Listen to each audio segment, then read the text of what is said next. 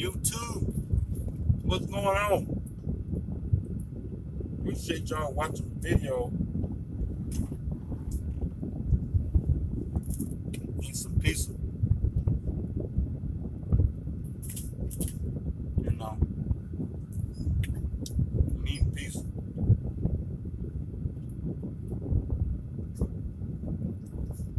What's going on?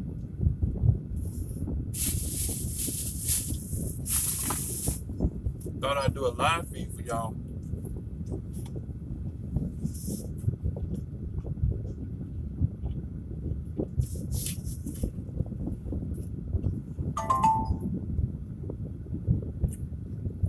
Yep.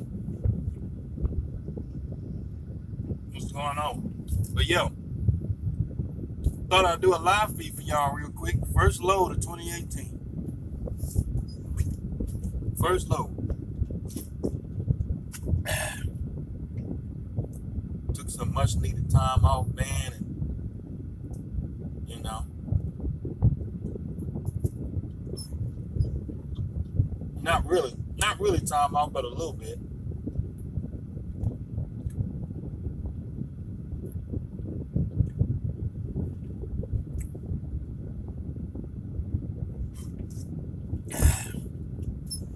Yeah, man, what's going on? Justin,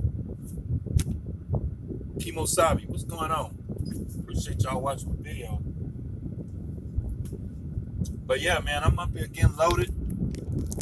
First load of 2018. Let me see how you do this. Trying to see how you flip this thing around. It's raining out here in Georgia. It's raining out here in Georgia, but this is the first load of 2018. My trailer right there. See my trailer? That's my trailer, Endure 62 right there.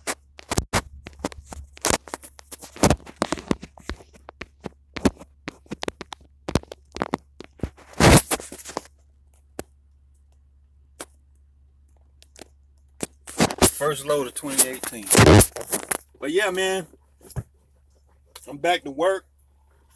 I still got a few things to do to the truck. Get that money, boss man.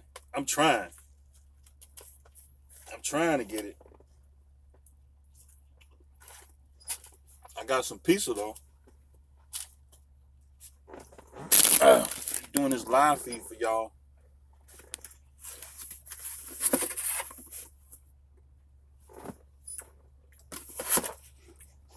But I still got a few things to do to the truck. I got some belts. I'll put these new belts on here when I get a chance. If it wasn't raining, I'd put them on right now. It don't take too much to put on some belts. It's a big belt right here. It's a big old belt.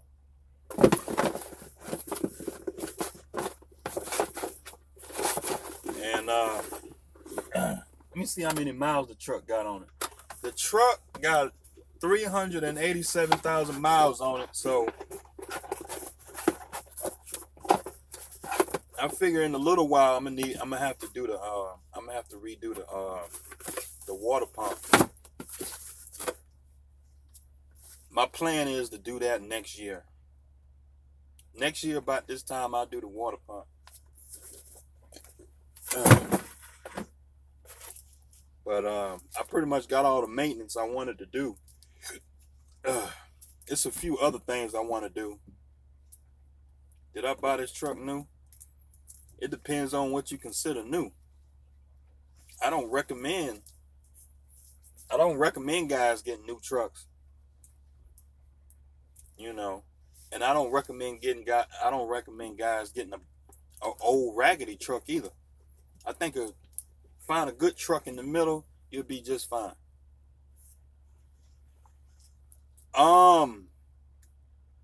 The idler tensioner thing. When I first got this truck last year, they just put a new one on here. So I'm not gonna mess with it. I don't see any issues with that idler pulley, so I'm not gonna mess with it. Because usually when an idler pulley starts squeaking and making a whole bunch of noise, and if you let the truck idle for a little while and it start making a whole bunch of noise, that means you need to replace it. But I mean, when I push my finger up on the belt, it still holds some tension on it. So it's that tension on that idler pulley is still pretty new. Because when I got the truck, they just put it on there. I can tell it's a brand new idler pulley they put on there. And then when I called up Freightliner and they gave me the printout of all the claims and stuff that they did on the truck, that idler pulley was on there. So they did that already. But I wasn't really thinking, but I should have did the thermostat. I should have went ahead and did the thermostat. So, but I didn't, because I was doing a lot of stuff at the time. I was doing maintenance on the APU, and then, all the maintenance I was doing with the reservoir tank and that hose. I was just trying to keep my mind straight on it, but it's all good.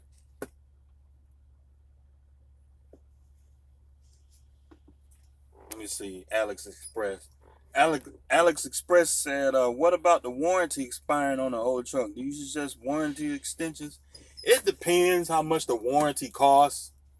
It's just my opinion. It's just my opinion. It depends on how much the warranty costs. Like if you go to a dealer, because most of these independent dealers, they sell third-party warranties, and a lot of those third-party warranties, they're not that good, in my opinion. That's just my opinion. Like, the best warranty you can get, it comes from the manufacturer. That's the best warranty you can get. So if you buy a relatively new truck and they offer a warranty program that comes from the manufacturer, do that. That's the best one you can get. But all these third-party warranties, these Penske programs, these I don't like them. I mean, it's good to have, but I mean, if it doesn't cost that much, I'll get it. If it's like $2,000 or $3,000 extra on top of the price of the truck, I'll go ahead and get it, because it's better than it's better to have something than nothing. But I wouldn't hold my breath to it, because a lot of these warranties, when you get them, right, you'll get a warranty, you'll feel so good inside, you got this warranty, but then the warranty don't cover everything that you think that's covered. So what's the point in having it? So once you like look at the printout, the paperwork on the warranty, you start reading through it, they have all these exceptions and these blackout dates and stuff like that. And it's basically, you just wasted your money. Once you start reading, you just wasted your money, because it don't cover nothing. And like a lot of the stuff that you won't cover, it don't cover. So it's just like, what's the point in having it? So like, when you buy a used truck, try to buy one that's still got maybe some warranty on it, maybe a year or two left on there of the manufacturer's warranty. That's what I recommend. Like this truck here, like most of the new truck warranty that's on this truck is expired. And like like a lot of you guys, I know you guys are grown men, so I know a lot of you guys have bought stuff in your life, so you have experience with this stuff. And it's the same thing when it's talking about a truck. So like when you buy something new, they got these levels of warranties. You got the first initial part of the warranty, was a 12-month, 24-month warranty, where they cover everything. They cover towing, they cover everything, every little part on that truck, down to like a doorknob, a light bulb, everything. Now once that initial warranty expires, now if you break a mirror or the light bulb goes out, you got to pay for it out of pocket. But that's stuff that don't mean nothing to me. Only thing I'm concerned about is the motor and the transmission. All the other parts I don't care about. So now once that first initial part of the warranty, now you got the different levels in the warranty.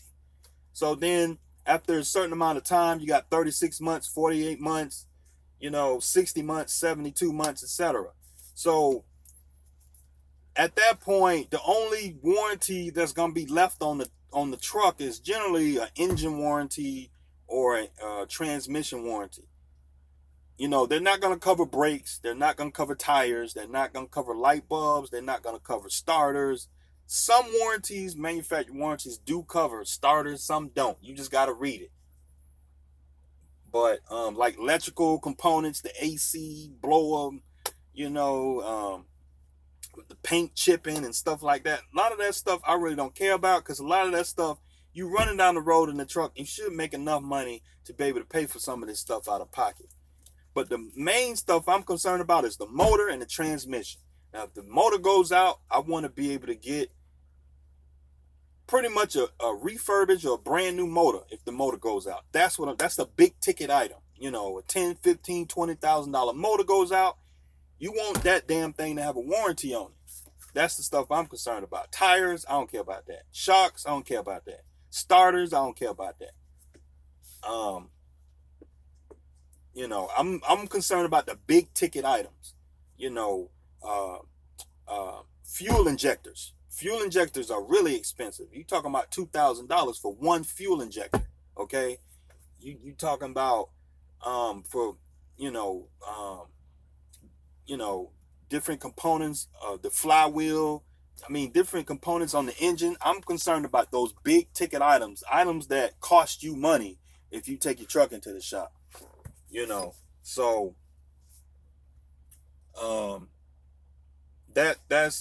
that's my opinion when it comes to warranties. I really don't care about that initial phase of the warranty. So like my truck, it's got a 600,000 mile warranty. Now most of that 600,000 mile it's just basically an engine warranty.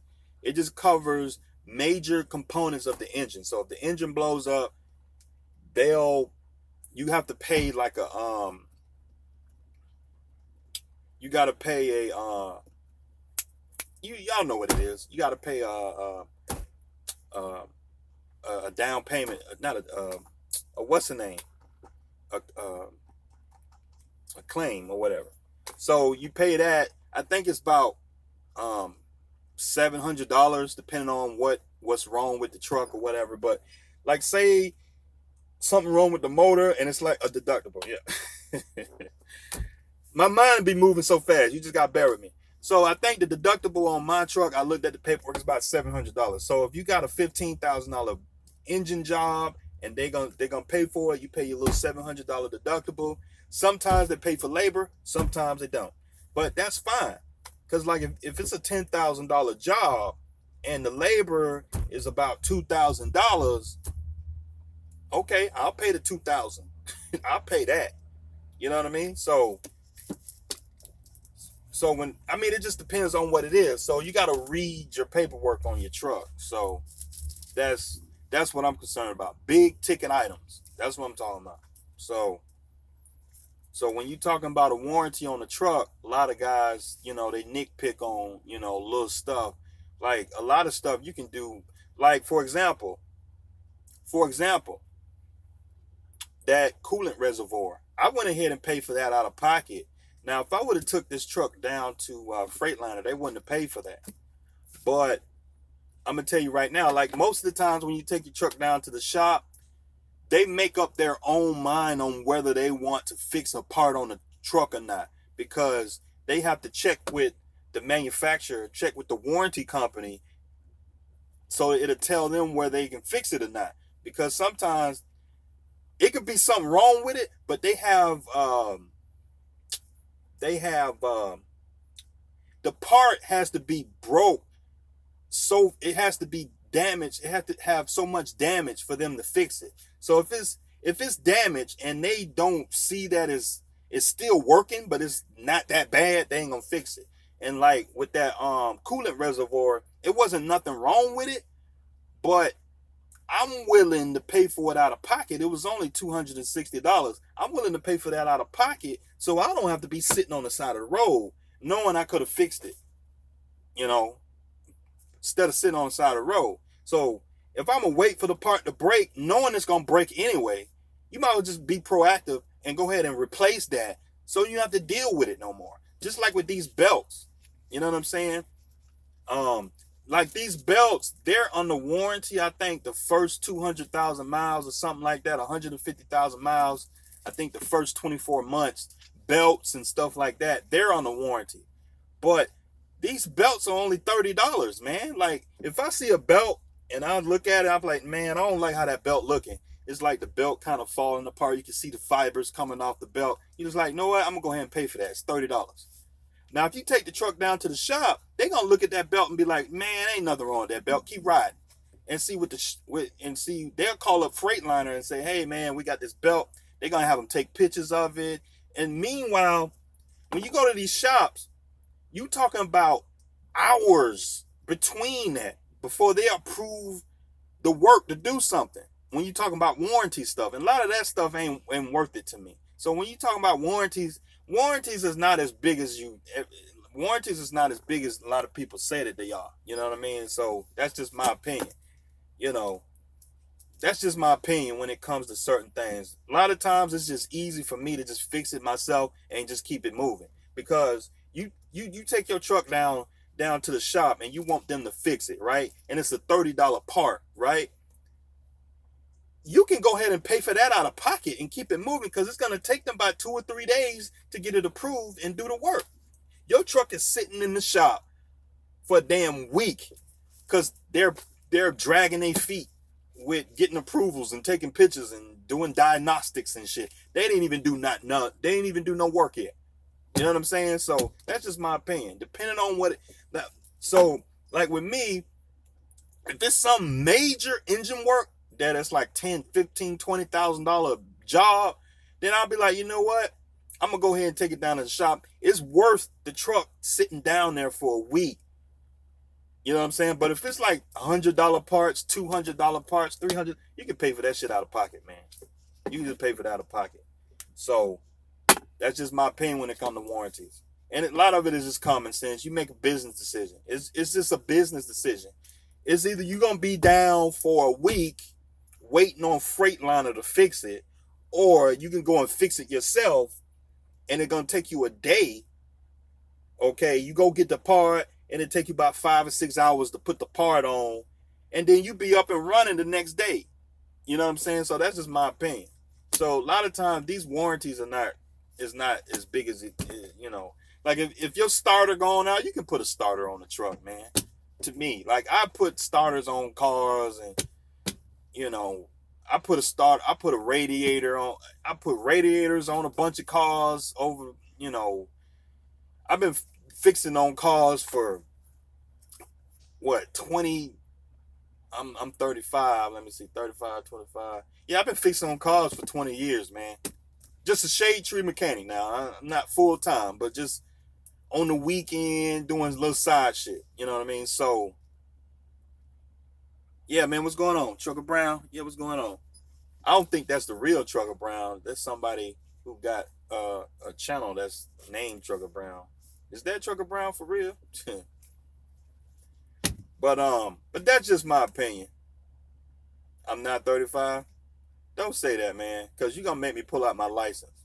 Don't do that, because I have no reason to lie about something like that. I'm 35, and that's just what it is.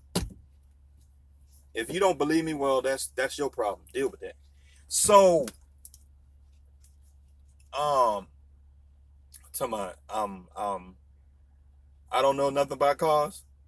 Okay, we got another troll in here. I'm 25. Okay, I'm 25. I don't know nothing about cars. Okay, all right. Okay, I don't know nothing about cars. You don't know nothing about trucks neither. I never said I did. I never said I did. I do what I can.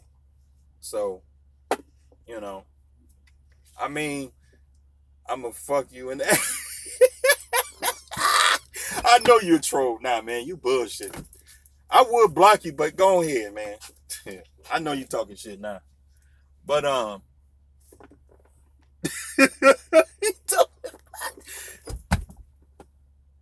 man. It'd be some crazy people on this YouTube, man. It'd be some crazy people. Bruh, Big Rig Hudson. What's going on, man? I appreciate y'all watching my videos. But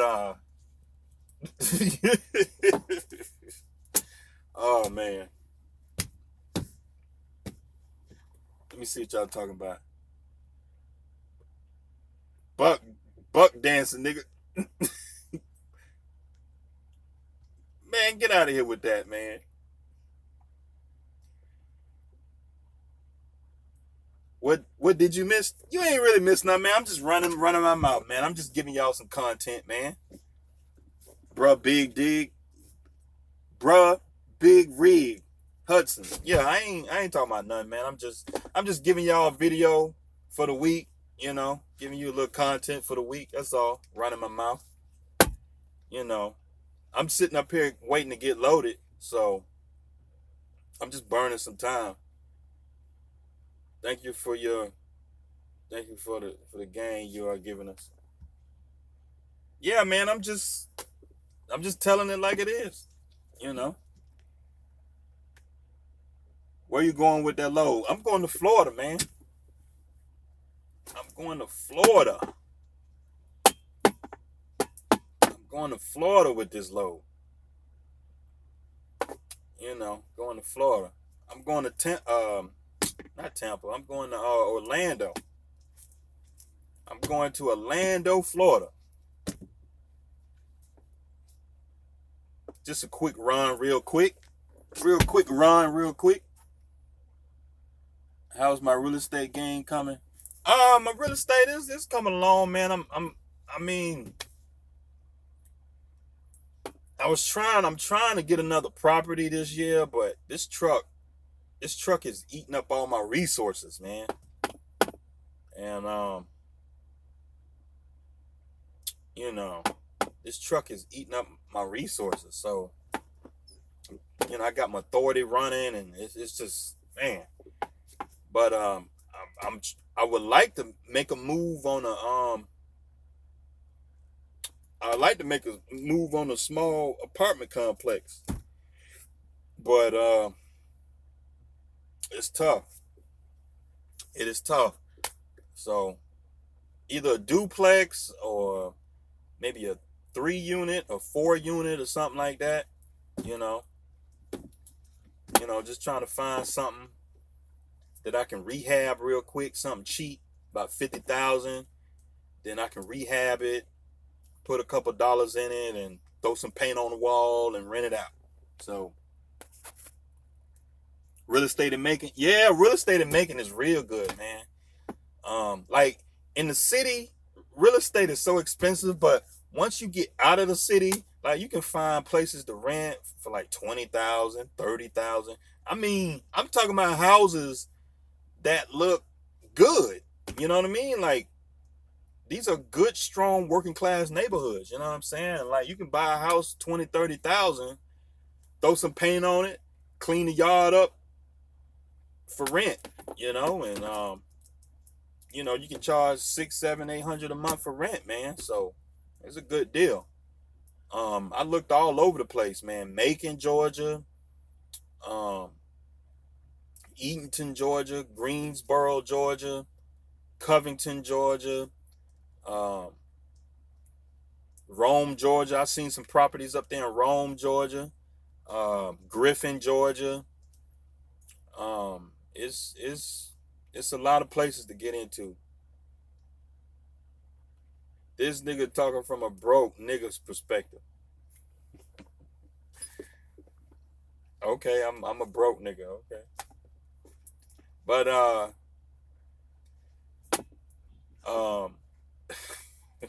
we got this troll in here, man. It's crazy. I'm talking from a broke nigga perspective. Um, you, you don't even know what a broke nigga's perspective is. A broke nigga's perspective is a perspective of like, oh man, I'm never gonna make it. Never can't get ahead and all this stuff. So like, I don't know how I'll be talking for a broke nigga perspective because I know people who talk from a broke nigga perspective. You know what I'm saying? And like, I don't see what I'm talking about is from a broke nigga perspective because somebody who's broke don't talk about investing in stuff and working hard. You know what I'm saying? So I don't know how I'll be talking from a broke nigga perspective, you know. Let me see. You can't think outside the box perspective. Think outside of the box.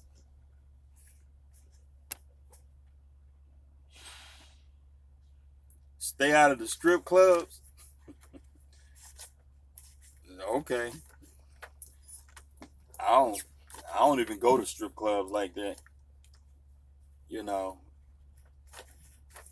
my girl give me plenty of attention, man. I don't need to go to the strip club. My girl, my girl gives me plenty of attention. But yeah, my girl gives me plenty of attention, man. So I don't need to go to the strip club. Um, you know, I get my strip club at the house.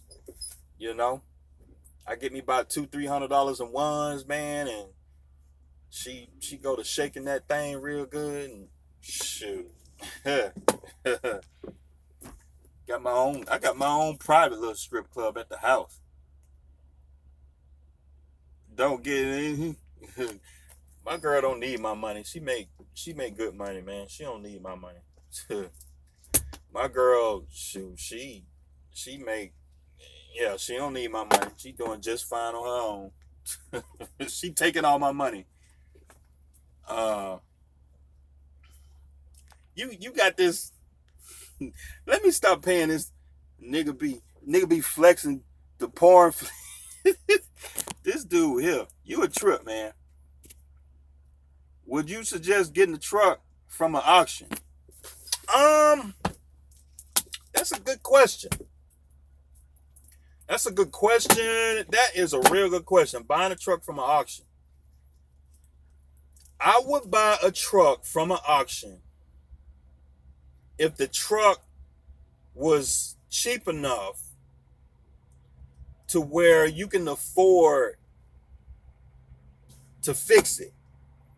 Because your chances of buying a truck from an auction, the chances of you buying a real good truck in an auction is very slim. You know what I'm saying? So you basically buying somebody else's problem. You basically buying somebody else's problem because a truck, you know, you got to take care of a truck. And a lot of guys who don't take care of their truck, they end up in auctions because they having financial problems. So you got to be careful buying trucks from auctions. It's just a FYI. Like if you see a truck in there, it just all depends on your situation, your financial situation. If you got, like say you got about $40,000 and you see a truck in the auction that's $20,000. I would make a move on that truck because you can afford to take the hit on the truck if something's wrong with it. You know, because when you buy a truck from an auction, you can't look at it. You can't take the truck for a test drive. More because when you buy trucks from auctions, you buying it sight unseen. So, you know, when you at an auction, you standing there making the bid, right? You making the bid. I don't know if you ever been to a auto auction before, but they rolling that stuff right across the thing, and you just bidding on it. You ain't even look at the truck. I mean, you do get a chance to look at the truck, but you don't get a chance like when they have that stuff sitting on the lot, and you go to an auction. You can walk around it, pop the hood, and look at it, but you can't crank it up. You can't take it for a test drive. You can't take it to a mechanic and have it looked at. So that's a good question, man. It's a real good question. And you just got to use your common sense on that. So should you buy a truck from auction? Only if you can afford to take the hit. Because you know, you got to buy the truck cash at that point. You standing there making the bid, you know, 20,000, 21,000, 22,000. And then say you win the bid at 22,000.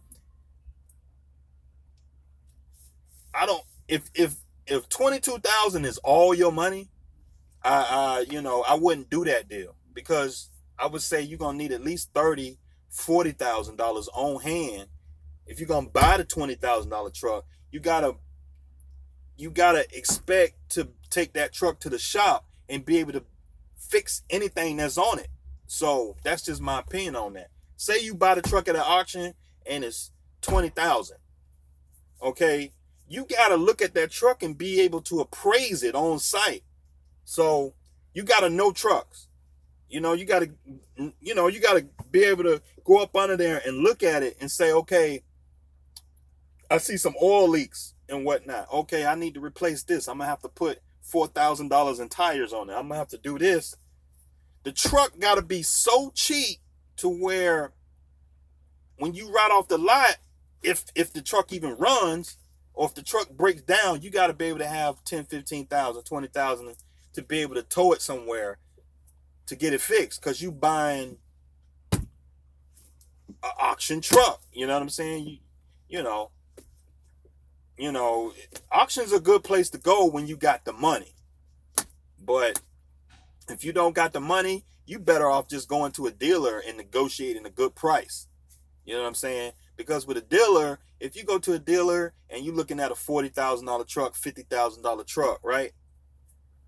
And you looking at the truck, right? It's got oil leaks, and you looking at the tires, and you looking at the cab of the truck, and you looking at the ECM report, and you like, okay, you know what, man? You want 40,000, but let me take it to my mechanic.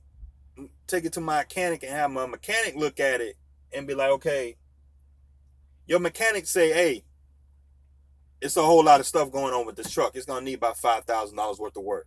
So then you take it back to the dealer and say, hey, I have my mechanic look at it. They want $5,000 worth of work on this truck. Now that's a negotiating tactic you can use on the truck, because you done took it back, and you don't want to seem too anxious for the truck. You don't want to seem too anxious. Okay, so now you can negotiate the price down to about 30,000. Okay, you can negotiate that price down to 30,000. You know, the guy, he want 40. The guy want 40,000 for it, and you like, man, I don't know. You know, because don't rush. Because if you act too anxious, they're gonna take you, man. You don't want to spend too much on the truck.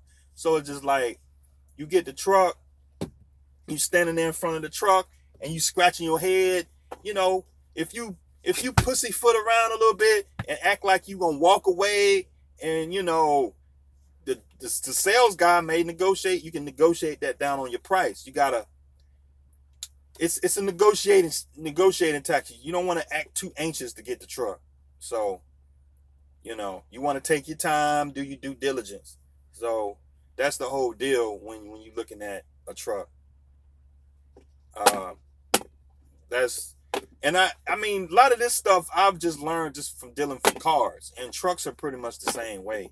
Like when I'm looking at a car on a lot, a used car lot, and I'm looking at the truck, you don't want to be too anxious to buy the truck, and you don't want to be too anxious about the car, and you don't want to tell the sales guy all your business. You don't want to tell him how much money you got. You don't want to tell him how much money you're trying to spend. Let him make the offer first, and you kind of pussyfoot around a little bit. He want 9,000 for the car, and you like, I don't know if I'm 9,000, and that's a little far out of my budget. But you do want the car, but you don't tell him that. Okay, the less information he knows, the better. Same thing when you're doing with loads, trucks, anything, man, when you talk about selling stuff. So you know, it's just a negotiating tactic. You know, you wanna have the upper hand. You know, so that's just my opinion, man. It's just life experience, not necessarily trucking. It's just common sense to me. You know, when you're looking at trying to buy something at a deal, you don't want to move too fast. You know, you always want to have the mentality. You always want to have the mentality if you can just walk away. If the sales guy feels like you can walk away, he gonna feel like he gonna lose the sale, and so then you can negotiate that price. And if the guy said, "Man, I want $9,000 for this car," and you looking at it, he's like, "Oh, you don't want to see too excited to get the car." You're like, "Yeah, 9,000, that's a little bit out of my budget. I'll think about it." You know, tell him you'll think about it, and then, you know, let me have my mechanic look at it, and then before you know it, you know, you got that sales guy on the hook mentally. You want to have him mentally on the hook, and before you know it, you can get that car down to like 6,500, 7,000.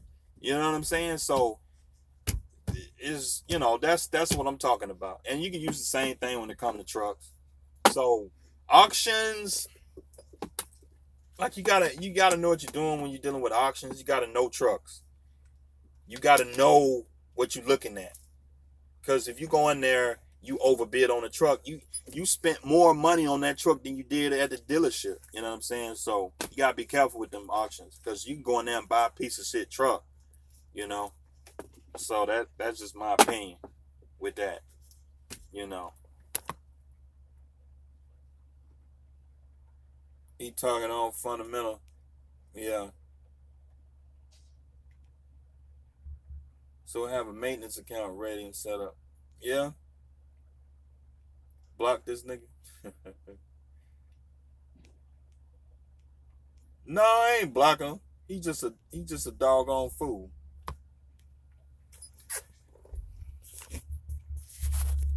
He's just a doggone fool.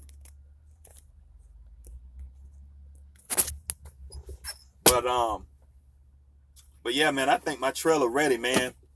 I'm gonna go in here and get my paperwork and get on down the road. But hey, I appreciate y'all watching my videos, man. I'll see y'all next time, man. If y'all want to reach me, man, you can go on my Facebook page, 404 Trucker on Facebook, and you can email me at jhtrucking45@gmail.com, man. If you got questions about Travel Loco, Snyder, trucking, whatever, man, I get back to you. And